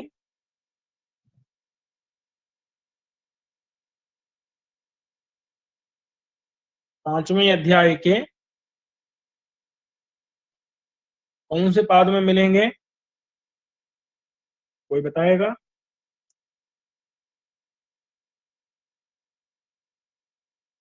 चलिए देखना जाकर के, प्राग दिशो विभक्ति इत्यादि के बाद में जब देखेंगे जी तो वहीं कहीं पर ये पूरा प्रकरण मिल जाएगा। उस प्रकरण में आपको बहुत सारे सूत्र मिलेंगे, उनमें एक अतसुच प्रत्यय करने वाला होगा और उसी के अर्थ वाले बहुत सारे सूत्र मिलेंगे। वो कई सारे प्रत्यय होते हैं वहां पर, तो वही सब होते हैं अतसर्थ प्रत्यय, और उनके योग में कौन सी विभक्ति आती है, षष्ठी विभक्ति आती है। तो इसलिए ग्रामस्य में षष्ठी आ गई। अतसर्थ प्रत्यय जहां पर रहे तो उसके योग में होती है षष्ठी विभक्ति। ऐसे पूरा शब्द है ना, इसमें भी अतसर्थ प्रत्यय है, इसके भी योग में क्या आएगी, षष्ठी आएगी। पुरस्ताद के योग में भी षष्ठी, ऊपरी के योग में भी षष्ठी, उपरिष्टाद के योग में भी षष्ठी। समझे कि नहीं? अगर कहीं भी ऊपरी शब्द मिलता है ना, ग्रामस्य ऊपरी, तो ऊपरी मतलब वहां पर क्या हुआ है, कोई अतसर्थ प्रत्यय हुआ है। कौन सा हुआ है, प्रकरण में जाकर के देखना चाहिए। तो अतसर्थ प्रत्यय के योग में क्या आती है, षष्ठी आती है। तो अगर कोई पूछे ग्रामस्य ऊपर यहाँ षष्ठी किस सूत्र से हुई है, तो किससे बताना है, षष्ठी अतसर्थ प्रत्ययेन से। बात समझ में आई कि नहीं? जी जी। अब देखो उसी प्रकरण में ना एन प्रत्यय भी होता है, लेकिन एन प्रत्यय को में कौन सी विभक्ति होती है, द्वितीया, एन पा द्वितीया। एन प्रत्यय के योग में द्वितीया, एन बंतेन माने एन प्रत्यांत शब्द रहेगा तो उसके योग में द्वितीया होगी। जैसे दक्षिणेन में आपको एन प्रत्यय दिख रहा होगा, उत्तरेण में एन प्रत्यय दिख रहा होगा, तो उसके योग में क्या होती है, द्वितीया। ग्रामम देखो द्वितीया हो गई। लेकिन हम अभी आपको बोले थे ना, जिसे विभाषा गुणे स्त्रियाम में योग विभाग करते हैं, मतलब सूत्र तोड़ते हैं, वैसे यहाँ एनपा में भी क्या करते हैं, सूत्र तोड़ देते हैं। यहाँ पर भी सूत्र तोड़ते हैं, एनपा अलग सूत्र, द्वितीया अलग सूत्र। यहाँ भी योग विभाग करते हैं, योग विभाग माने सूत्र तोड़ते हैं, दो सूत्र कर देते हैं। तो यहाँ षष्ठी अपि, षष्ठी भी होती है। सूत्र तोड़ने के कारण यहाँ पर क्या होती है, षष्ठ्या पे षष्ठी भी हो जाती है। इसलिए ग्रामम भी बनेगा, ग्रामस्य भी बनेगा। किसके योग में, एन बनतेन मतलब एन प्रत्यांत के योग में, एन प्रत्यांत के योग में तो एन प्रत्यांत कौन हुआ? दक्षिणेन, उत्तरेण। ये शब्द क्या है? एन प्रत्यांत है। और इसके योग में जी। कौन सी विभक्ति होगी? द्वितीया भी द्वितीया। होगी। और योग विभाग करने के कारण, सूत्र तोड़ने के कारण ओके। षष्ठी भी षष्ठी होगी। भी। हाँ, एनपा द्वितीया क्या करता है? एन प्रत्यांत के योग में द्वितीया होगी एनपा, लेकिन एनपा ये सूत्र तोड़ेंगे, यहाँ से योग भाग कर देंगे तो षष्ठी भी होगी। इसलिए ग्रामम ग्राम से दोनों विभक्तियां होती हैं, दक्षिणेन उत्तरेण। दक्षिणेन ये और उत्तरेण क्या है? एन बंत है, इसके योग में षष्ठी भी होती है और द्वितीया भी हो जाती है। अब देखो, दूरांतिकार्थ ही षष्ठेन तरस्याम, ये कहता है कि दूरार्थक और अंतिकार्थक शब्दों के योग में एतै ही योगे षष्ठी स्यात्। दूर अर्थ वाले और समीप अर्थ वाले शब्दों के योग में कौन सी विभक्ति होती है? षष्ठी भी होती है और पंचमी भी होती है। जैसे दूरम निकटम ग्रामस्य ग्रामादवा, तो यहां पर क्या है? दूरार्थक शब्द हो गया ना ये, और जी, इसके जी। योग में षष्ठी भी होगी, इसके योग में पंचमी भी होगी। जी, ऐसे ही अंतिक अर्थ वाला शब्द हो गया निकट, इसके योग में षष्ठी भी होगी और पंचमी भी होगी। बात समझ में आई कि नहीं? जी, जी, जी। षष्ठी होगी ग्रामस्य बनेगा, पंचमी होगी ग्रामात बनेगा। और अगर प्रश्न पूछा जाए कि दूरार्थक अंतिकार्थक शब्दों से कौन सी विभक्ति होगी? द्वितीया, तृतीया, पंचमी, सप्तमी। सप्तमी। और अगर पूछा जाए कि दूरार्थक और अंतिकार्थक शब्दों के योग में कौन सी विभक्ति होगी? पंचमी, षष्ठी। षष्ठी पंचमी। ये सबके समझ में आया कि नहीं? जी। जी गुरुजी। नहीं तो लोगों को यही नहीं पता चलता कि दूरांतिकार्थेभ्यो द्वितीया च, दूरांतिकार्थी षष्ठ्यंतरस्याम, इन दोनों सूत्रों में अंतर क्या है? जी, जी, चक्कर में पड़ जाते हैं, ये दो सूत्रों में अंतर क्या है? अंतर यही है कि ये तो करता है दूर और अंतिकार्थक शब्द के योग में, और वो करता है दूर और अंतिकार्थक शब्द से ही करता है। जी गुरुजी, बिल्कुल। जी। अब जैसे यहां पर जो है, यहां पर ग्रामस्य भी कर सकते हैं, ग्रामात भी कर सकते हैं, क्योंकि दूरार्थक या अंतिकार्थक शब्द के योग में क्या होती है? पंचमी, षष्ठी। पंचमी। और अगर दूर दूर शब्द में करनी है, अंतिक शब्द में करनी है, समीप शब्द में करनी है, निकट में करनी है, तो फिर द्वितीया पंचमी द्वितीया, तृतीया, पंचमी, सप्तमी। सप्तमी। समझ गए कि नहीं? जी, जी, जी। जी गुरुजी। ये अंतर जो है थोड़ा थोड़ा समझ करके रखिएगा कि दूरांतिकार्थक शब्द से करनी है तो फिर द्वितीया, तृतीया, पंचमी, द्वितीया सप्तमी। पंचमी। वो दूरांतिकार्थक शब्द के योग में अगर कोई रहेगा, ग्राम इत्यादि। षष्ठी पंचमी। षष्ठी। हाँ जी, ये याद रखना है आपको। अब देखो, ज्ञो अविदर्थस्य करणे ज्ञा धातु रहे। जैसे देखो, ज्ञानम में क्या है? ज्ञा धातु है कि नहीं? जी, जी।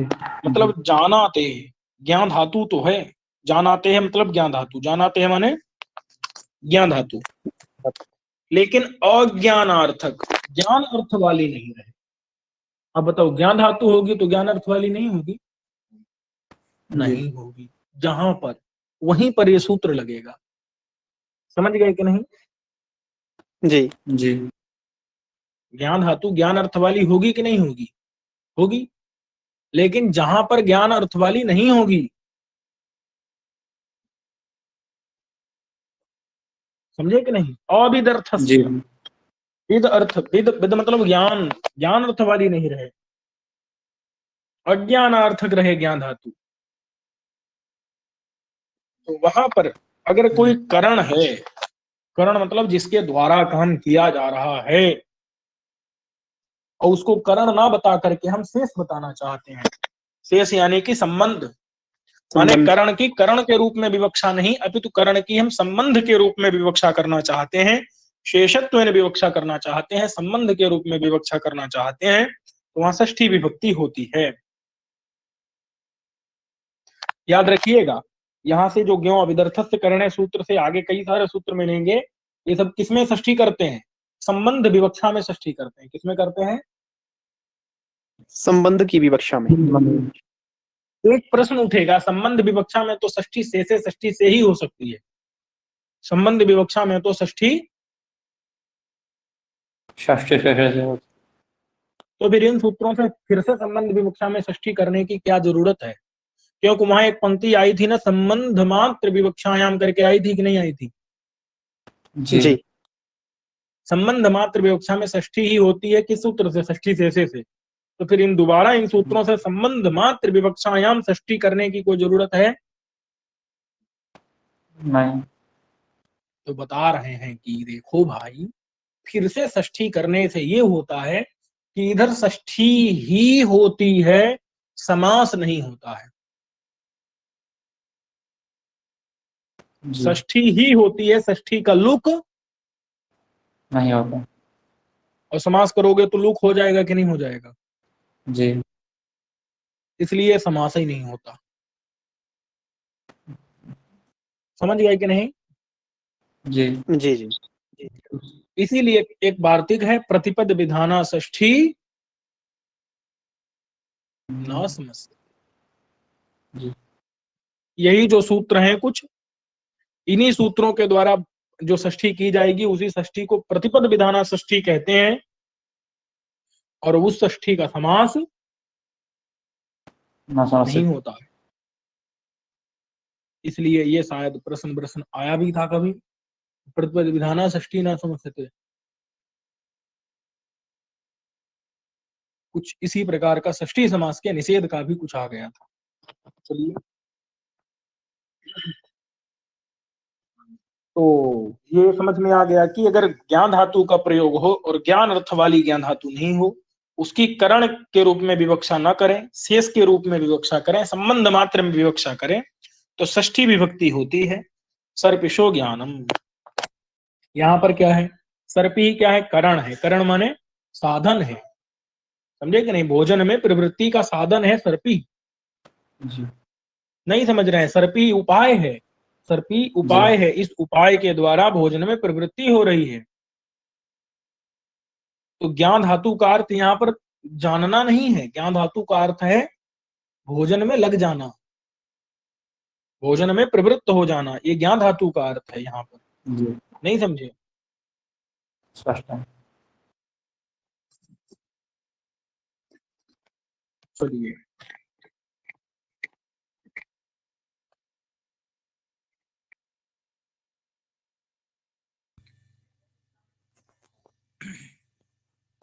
चलिए भाई, आवाज आ रही है मेरी?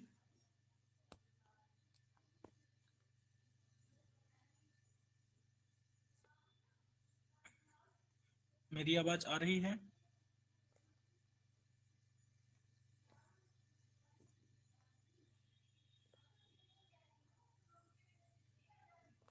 मेरी आवाज आ रही है?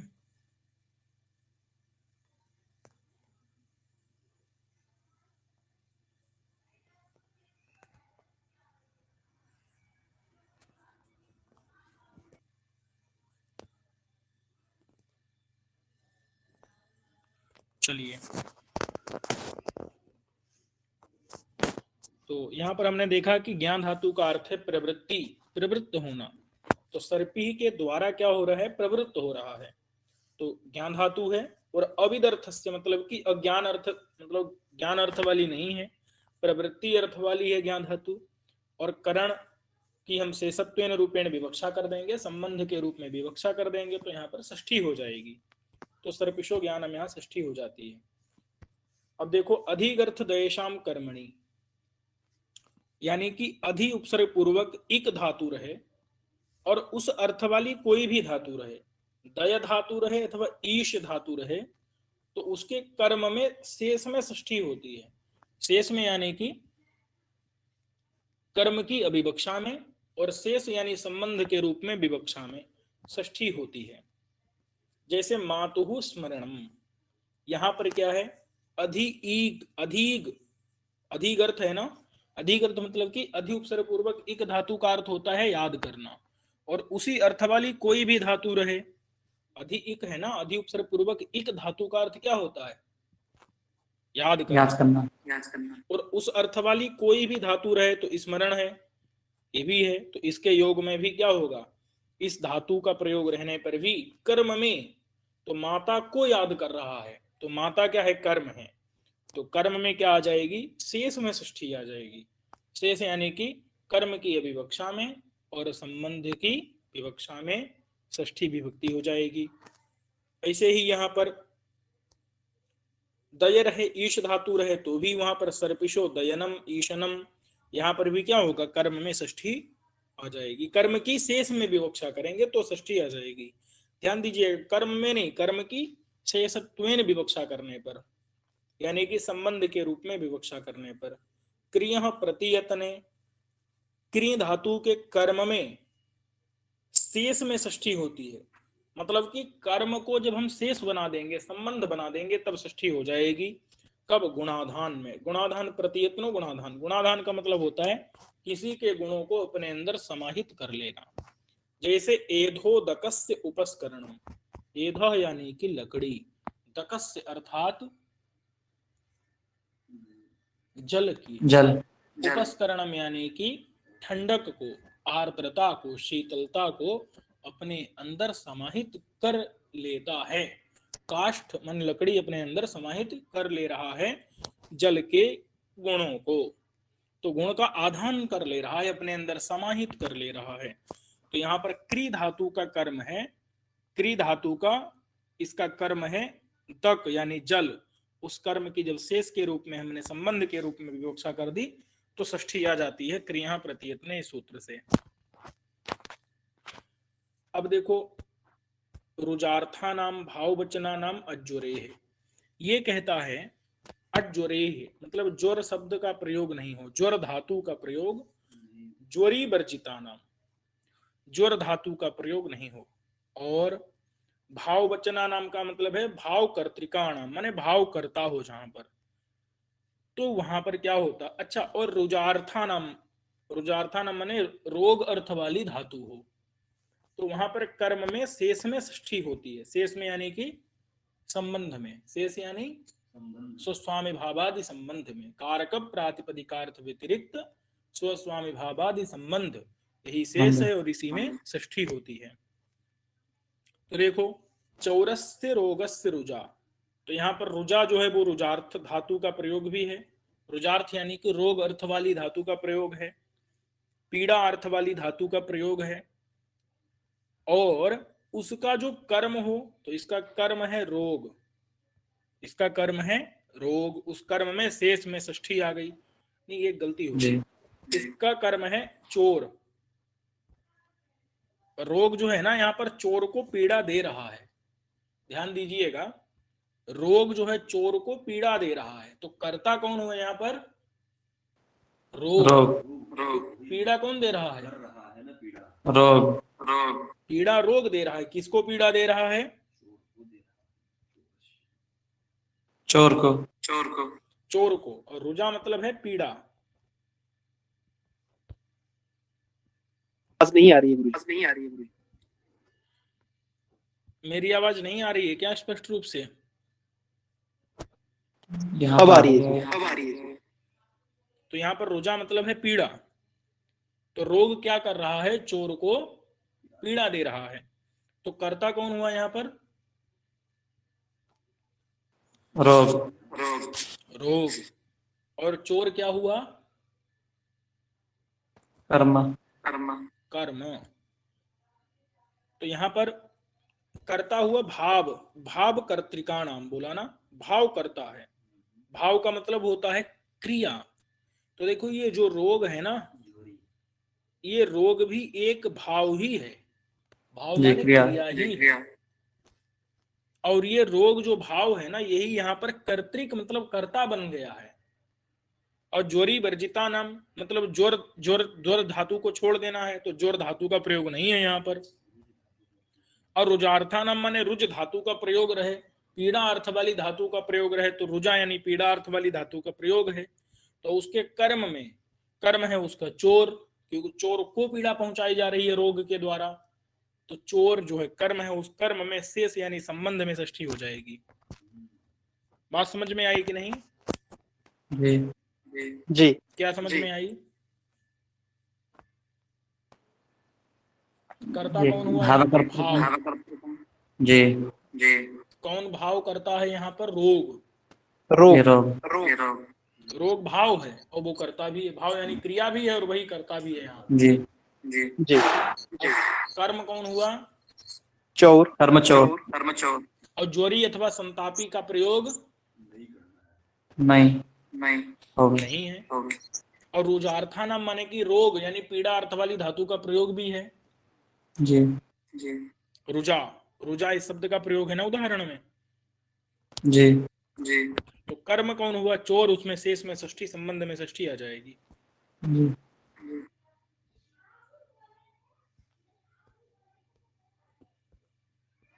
कहते हैं कि पाणिनि जी को अज्वरी संताप्यो कहना चाहिए, माने कि ज्वर अथवा संताप का प्रयोग नहीं करना चाहिए।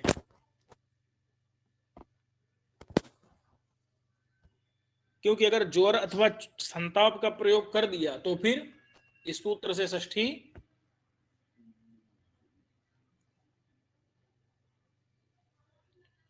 बोलो भाई, ये सूत्र कहाँ लगता है? जहां नहीं। ज्वर अथवा संताप का प्रयोग न हो, जी यहाँ पर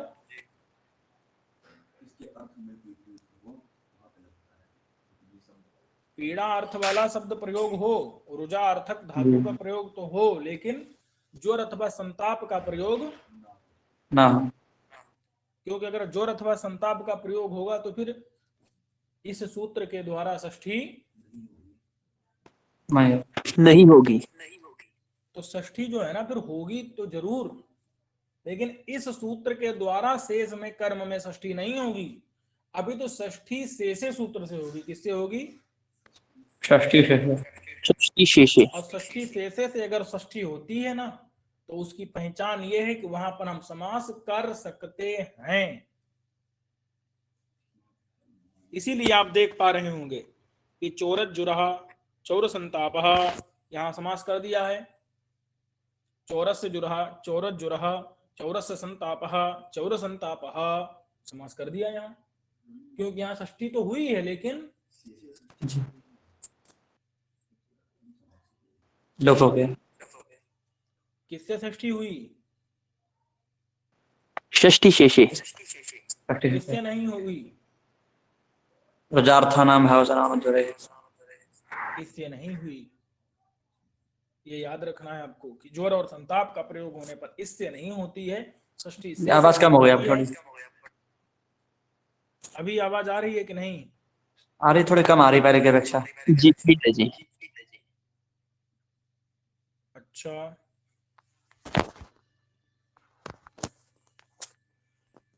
रिकॉर्ड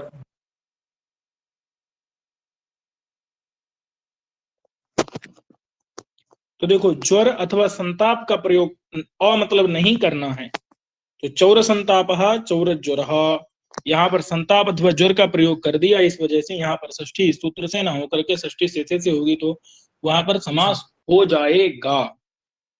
रोगस्य ये करता है, रोग के द्वारा चोर को ज्वर यानी पीड़ा पहुंचाई जा रही है अथवा चोर को संताप दिया जा रहा है, पीड़ा पहुंचाई जा रही है।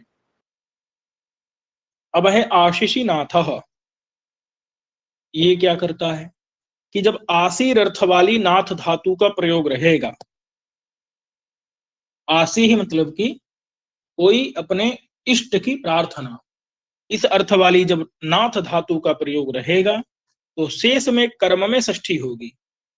ध्यान दीजिएगा, जब ये कर्म को हम क्या बना देंगे? शेष यानी संबंध बना देंगे, तो फिर उस कर्म में हम षष्ठी कर देंगे। जैसे सर्पिशो नाथनम, सर्पिशो नाथनम, यहाँ पर क्या है? सर्पी का नाथन, नाथन यानी कि सर्पी मेरा अथवा सर्पी जिसका भी, किसका भी, किसी का भी हो जाए, तो यहाँ पर क्या की जा रही है? इष्ट की प्रार्थना की जा रही है। तो यहाँ पर नाथ धातु का जो कर्म है सर्पी यानी घी, उसको शेष जब यानी संबंध बनाना चाहे, संबंध के रूप में विवक्षा करेंगे तो यहाँ षष्ठी आ जाएगी, तो सर्पिसो यहाँ षष्ठी आ गई। नाथ धातु का अर्थ क्या है यहाँ पर? आसी, मतलब कि प्रार्थना, इष्ट विषयक प्रार्थना। बात समझ में आई कि नहीं? सर्पिर में भूयात, सर्पी जी, मेरा जी, हो जाए, जी। सर्पी इसका हो जाए, उसका जिसका भी हो जाए, उससे मतलब नहीं है, बस सर्पी के विषय में प्रार्थना की जा रही है। बात समझ में आई कि नहीं? जी जी गुरुजी। तो यहाँ आसीर अर्थवाद वाली माने आसीर अर्थ वाली नाथ धातु का प्रयोग होने पर कर्म की शेषत्व विवक्षा में, संबंध विवक्षा में षष्ठी आ जाएगी। सर्पिशो नाथनम, यहाँ कर्म में शेषत्व विवक्षा में षष्ठी आ गई। अब देखो, जासी धातु रहे और हन धातु रहे, नाट रहे, क्राथ रहे, पिश रहे, और जब हिंसा अर्थ रहे इन धातुओं का, तो वहां पर शेष में कर्म की शेषत्व विवक्षा करने पर, कर्म की शेषत्व विवक्षा यानी कि संबंधित्व संबंध के रूप में जब कर्म की विवक्षा करेंगे तो षष्ठी आ जाएगी। लेकिन इन धातुओं का प्रयोग हिंसा अर्थ में होना चाहिए। हिंसा अर्थानाम एसाम धातु नाम प्रयोगे, हिंसा अर्थ वाली ये धातुएं जब वाक्य में प्रयोग इनका रहेगा तो फिर जो इनका कर्म रहेगा उस कर्म की संबंधी के रूप में विवक्षा करने पर षष्ठी आती है। देखो भाई, जैसे चौरस्य उज्जासनम, चौरस्य उज्जासनम, उज्जासनम का मतलब है चौर की हिंसा करना, चौर को मारना। तो यहाँ पर क्या है? कर्म हो गया चौर, उसके शेष के रूप में विवक्षा कर दिया और इस सूत्र से षष्ठी हो जाएगी। चौरस्य निप्रहणम, यहाँ देखो हन धातु का प्रयोग है, चौरस्य निप्रहणम में हन का प्रयोग है, चौर को मारना, उसका कर्म हो गया चौर, चोर को मार रहे हैं ना, और कर्म में शेष के रूप में विवक्षा करेंगे संबंधी के रूप में तो षष्ठी आ जाएगी इस सूत्र से, जासी निप्रहण सूत्र से। चौरस्य प्रणिहननम, चौरस्य निहननम, चौरस्य प्रहननम, सबका अर्थ यही है, चोर को मारना। चौरस्य उन्नाटनम, यहाँ नाट धातु का है, चौरस्य क्राथनम, चौरस अथवा ब्रिसलस्य पेषणम, ब्रिसल को मारना। सब जगह पर क्या है? यहाँ पर हिंसा अर्थ है, मारना अर्थ है, इसलिए यहाँ सब जगह क्या हो गया? कर्म में शेष में मतलब संबंध के रूप में बताने की इच्छा होने पर षष्ठी आ गई। अब यहाँ पर एक बात है कि सूत्र में नी और प्र का प्रयोग है, सूत्र में नी का है और प्र का है, तो इसके विषय में लिखा है कि निप्रौ संहतौ, संहतौ माने एक साथ में, जैसे हैं वैसे ही। तो देखो यहाँ नी प्रौ, ये कैसे हैं? संहतौ, संहत नी प्र का प्रयोग है कि नहीं? जी जी जैसे लिखा है समुदाय में वैसे ही।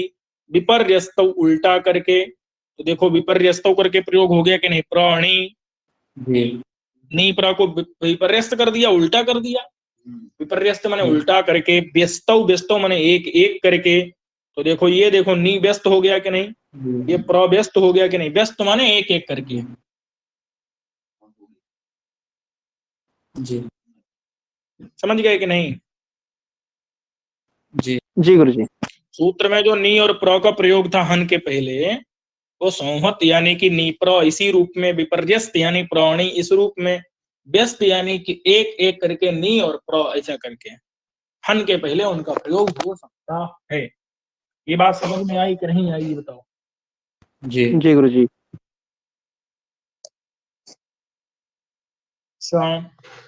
अब कहते हैं कि हिंसायाम किम, हिंसा ऐसा क्यों कहते हो भाई? जैसे धानापेषणम, धान को पीसना है। अब बताओ धान को पीसने में क्या होगा? उसकी हिंसा होगी क्या? नहीं गुरुजी। हैं? नहीं, क्या कहा? हिंसा नहीं है। अरे धान गेहूं सूखे साखे हैं ना भाई, प्राणी को मारने में ना हिंसा होती है। जी जिस जिस प्राणी मतलब जो भी हो, तो उसको मारने में क्या होती है? हिंसा होती है। ये तो प्राणी नहीं है ना, प्राणी को मारने में हिंसा होती है। तो फिर क्या हुआ? हिंसायाम किम, हिंसा नहीं, जहां पर मतलब हिंसा जहां रहेगी वहीं पर रहेगा ये षष्ठी, और जहां पर हिंसा नहीं रहेगी तो धानस्य आपेषणम। तो यहाँ पर क्या है? षष्ठी होगी, लेकिन इस सूत्र से षष्ठी नहीं। किससे होगी? शेष में षष्ठी, षष्ठी शेषे। शेषे षष्ठी शेषे से होगी। इस सूत्र से शेष में षष्ठी नहीं होगी। और उस सूत्र से षष्ठी होगी तो समास, हो जाएगा। भी होगा। और इस सूत्र से षष्ठी होगी तो समास समास नहीं होगा। यही अंतर याद रखना है, क्योंकि ये प्रतिपद विधाना षष्ठी है। प्रतिपद विधाना षष्ठी ना समझते। हाँ समस्यते, याद रखना है।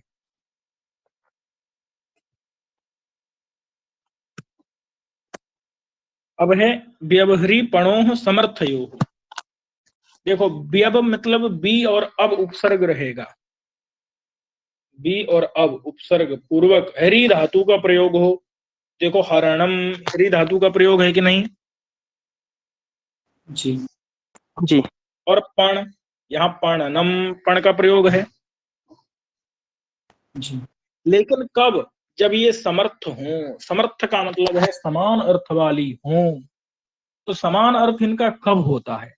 जब इनका अर्थ हो जुआ खेलना अथवा खरीदना बेचना। समझ गए कि नहीं? जी द्यूत अथवा क्रय विक्रय व्यवहार में अनयो हो माने व्यवहारी पणो हो तुल्यार्थता यानी कि समर्थता, समानार्थकता। समझ गए कि नहीं? जी द्यूत रहे अथवा क्रय विक्रय व्यवहार, जब इन दोनों में से कोई भी अर्थ अगर रहता है तो बी अब पूर्वक ही धातु और पण धातु समान अर्थ वाली होती है। यानी कि जब इन अर्थों में व्यवहारीपण का प्रयोग होगा तो उसके कर्म में शेष में षष्ठी आ जाएगी। ये समझ गए कि नहीं? जी तो सतस्य व्यवहरणम पणनम वा, 100 रुपए का व्यवहरण अथवा पणन, यानी कि 100 रुपए का चाहे जुआ खेलना रख लो और चाहे क्रय विक्रय व्यवहार खरीदना बेचना रख लो, कोई अर्थ रख लो आप। और 100 रुपया जो है वो उसके प्रति कर्म बन जाएगा, क्योंकि 100 को खेल रहा है अथवा 100 से क्रय कर रहा है। तो यहाँ पर क्या है, जो सत है वह कर्म है और उस कर्म में शेष में षष्ठी हो जाएगी, और इसीलिए यहाँ पर समास नहीं होगा। नहीं होगा। नहीं और होगा। अगर व्यवहारी और पण धातु का कोई भी अन्य अर्थ हो जाए तो फिर वहां पर षष्ठी शेषे शेषे शेषे। षष्ठी तो होगी, लेकिन इस सूत्र से शेष कर्म में कर्म की शेष विवक्षा में षष्ठी नहीं होगी। षष्ठी शेषे से षष्ठी होगी जाकर के, और समास वहां पर हो जाएगा। ये अंतर याद रखिएगा। समझ गए कि नहीं? जी गुरु जी।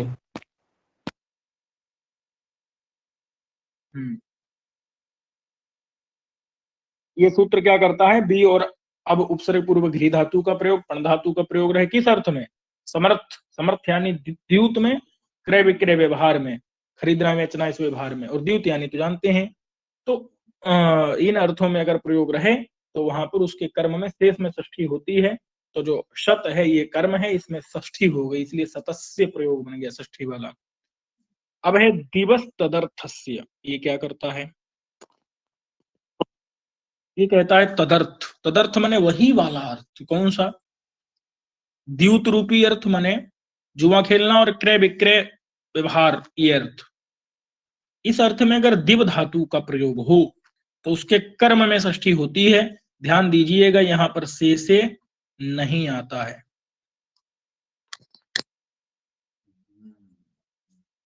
समझ गए कि नहीं? जी। जी तो अगर पूछा जाए आपसे कि कर्म में षष्ठी करने वाला सूत्र, तो दिवस तदर्थस्य कर्म में षष्ठी करता है। शेष कर्म में नहीं, कर्म की शेषत्व विवक्षा में नहीं, कर्म में षष्ठी करता है। कर्म में षष्ठी करता है। दिव धातु के कर्म में षष्ठी होती है। ये द्वितीया नहीं है, कर्मणि। द्वितीया का ये क्या है? अपवाद। अपवाद। ये कर्मण द्वितीया का क्या है? अपवाद। हाँ तो सतस्य दिव्यति, यहाँ दिव धातु का प्रयोग है किस अर्थ में है? द्यूत माने जुआ खेलना अर्थ में है, अथवा क्रय विक्रय रूपी व्यवहार माने खरीदना बेचना, इस अर्थ में दिव्यति का प्रयोग है। तो दिव धातु का कर्म हो जाएगा कौन? सत। उस कर्म में आ जाएगी षष्ठी। कर्मणि, कर्म में षष्ठी होती है, ये सब जो कर्म है इसमें षष्ठी आ जाएगी। विभाषोपसर्गे, अगर यही दिव धातु का प्रयोग उपसर्ग पूर्वक होगा, इस दिव धातु के पहले आप उपसर्ग लगा दो तो देखो ये उपसर्ग लग गया, ये दिव्यति में दिव धातु का प्रयोग है और उपसर्ग लगा दिया जी। इसके पहले प्रति, उपसर्ग क्या लगा दिया? प्रति। तो क्या होगा यहाँ पर? विभाषा, विकल्प से षष्ठी होगी, तो षष्ठी भी होगी और एक बार कर्मणि द्वितीया से द्वितीया भी होगी। जी हाँ। यहाँ पूर्व योगापवाद, ये पूर्व योग का क्या है? अपवाद। अपवाद। बात समझ में आई कि नहीं? जी। जी। पूर्व योग जो दिवस तदर्थस्य है उसका ये अपवाद है। अब है प्रेस्य ब्रुवोर हविषो देवता संप्रदाने, तो प्रेस्य का प्रयोग रहे, ब्रुव धातु, ब्रुव का प्रयोग रहे, और क्या है? हवि, जो हवि वाचक रहेगा उससे षष्ठी होगी। देवता संप्रदान मतलब देवता को कुछ, देवता के लिए हवि रहे वहां पर। अब देखते हैं, देवता संप्रदान अर्थ रहे, देवता संप्रदान यानी देवता के लिए कुछ दिया जाना, देवता संप्रदान यानी देवता के लिए कुछ दिया जाना। इस अर्थ में अगर वर्तमान मतलब ये अर्थ प्रतीत हो जहां पर, किससे? प्रेस्य से अथवा ब्रू से, तो उसका जो कर्म है वो कर्म क्या होगा? कोई हवि विशेष हो, विशेष प्रकार की हवि, जैसे वपा, मेद, ये सब क्या है? हवि विशेष है कि नहीं? विशेष प्रकार की हवि है कि नहीं? जी। छाग की ये विशेष हवि है, कौन? वपा, मेद, ये विशेष छाग। हवि है। और छाग, ये सब क्या है? विशेष हवि। और इस विशेष हवि के वाचक शब्द से कौन सी विभक्ति आती है? षष्ठी विभक्ति आती है। जी। तो देखो भैया यहाँ पर कर्म है, कर्म में षष्ठी आ गई। अग्नय, अग्नि के लिए, इसका मतलब देवता यहाँ पर संप्रदान हो गया है कि नहीं? जी। जी गुरु। अग्नि के लिए मतलब देवता क्या हो गया है? संप्रदान। बात समझ में आई कि नहीं? जी। जी जी। संप्रदान मतलब जिसको उद्देश्य करके कुछ दिया जाए, तो यहाँ हो गया भैया अग्नि को उद्देश्य करके छाग का समर्पण किया जा रहा है, तो यहाँ पर हो गया देवता संप्रदान बन गया। तो ऐसे कर्म, अब उसका कर्म हो जाएगा छाग, हवि, बपा, मेद, मेद, ये सब कर्म है। और इस कर्म में ये जो है ये हवि विशेष हैं, तो इनके वाचक शब्द से क्या आ जाएगा? षष्ठी। षष्ठी। तो छागा से हविषा, बपाया, मेधसा सब जगह षष्ठी आ गई। प्रेस्य और ब्रू धातु का प्रयोग तो है ही, यहाँ पर प्रेस्य का है, अनुब्रूही का है। बात समझ में आ गई? जी। जी। तो विशेष हवि के वाचक ये छाग, हवि, बपा, मेद, ये सब में आ गई षष्ठी। चलो, कृत्योर्थ प्रयोगे कालेधिकरणे, ये कहता है कि कृत्य मतलब ये कृत्यसुच प्रत्यय है, कृत्यसुच प्रत्यय है। अब ये कह रहा है कि कृत्यसुच प्रत्यय का प्रयोग हो, ऐसी बात नहीं, कृत्यसुच के अर्थ वाला कोई दूसरा प्रत्यय है तो भी चलेगा। कृत्य अर्थ प्रयोग है, मतलब कृत्यसुच अर्थ वाला कोई भी प्रत्यय हो, उसका प्रयोग होने पर काल में, और किसमें? अधिकरण, मतलब जो आधार काल हो उसमें। तो अधिकरण में कौन विभक्ति होती है? सप्तमी, लेकिन यहाँ पर क्या कर दे रहा है? षष्ठी। हाँ, लेकिन शेषे आ जाएगा।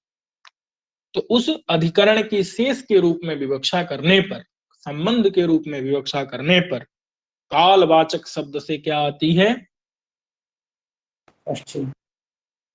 और प्रयोग किसका रहे? जहां पर कृत्व अर्थ मतलब कि कृत्यसुच प्रत्यय के अर्थ वाले किसी भी प्रत्यय का प्रयोग हो, तो चाहे कृत्व का हो तो भी चलेगा। तो कृत्वः, यहाँ पर देखो कृत्यसुच प्रत्यय का प्रयोग है। पंचकृत्व, हमने 5 बार, 5 बार अन्ना भोजनम, तो 5 बार दिन में खा रहा, 5 बार अह्नः दिन में अब यहाँ पर क्या है, अहनी अहानि होना चाहिए। अहानि मतलब दिन में भोजन, 5 बार दिन में भोजन करता है, तो अहनी होना चाहिए। दिन में करता है ना भाई, अधिकरण है ना काल, लेकिन उस अधिकरण की शेषत्व ने विवक्षा करने पर आ जाएगी उसमें षष्ठी, तो बन जाएगा नह, माने कि दिन में पंचकृत्व 5 बार भोजनम भोजन करता है। और द्विरन्ह भोजनम, तो यहाँ पर क्या है, दुही, दुही मतलब 2 बार। यहाँ पर कृत तो सुच प्रत्यय नहीं है, लेकिन सुच प्रत्यय है, केवल केवल, तो ये सुच प्रत्यय जो है कृत तो सुच के ही अर्थ में आया है, क्योंकि द्वित्री चतुर्भ्य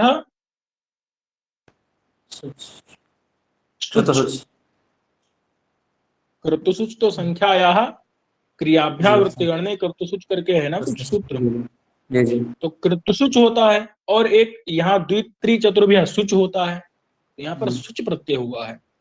ये सुच प्रत्यय भी किस अर्थ में हुआ है, इसी कृत अर्थ में ही हुआ है। इसलिए ये जो दुही है यहाँ पर, ये जो दुही, ये भी कृतोर्थ ही है, तो कृतोर्थ का प्रयोग होने पर काले अधिकरण है, कालवाचक अधिकरण है, कालवाचक है शब्द, अहन अधिकरण भी है, उसकी शेष विवक्षा करने पर षष्ठी आ जाएगी, तो दुही अहनो भोजनम। बात समझ में आ गई कि नहीं? जी माने कि दिन में अहनि द्विबारम भोजनम करोति, दिन में 2 बार भोजन करता है। मासस्य द्विरधीते, महीने भर में 2 बार पड़ता है, तो वहां पर जो है मासस्य में षष्ठी किससे हुई है, कृतोर्थ प्रयोगे कालेधिकरणे। नहीं समझे? जी कृतोर्थ का प्रयोग भी है, कालवाची भी है, अधिकरण भी है, सब कुछ है, तो हो जाएगी षष्ठी।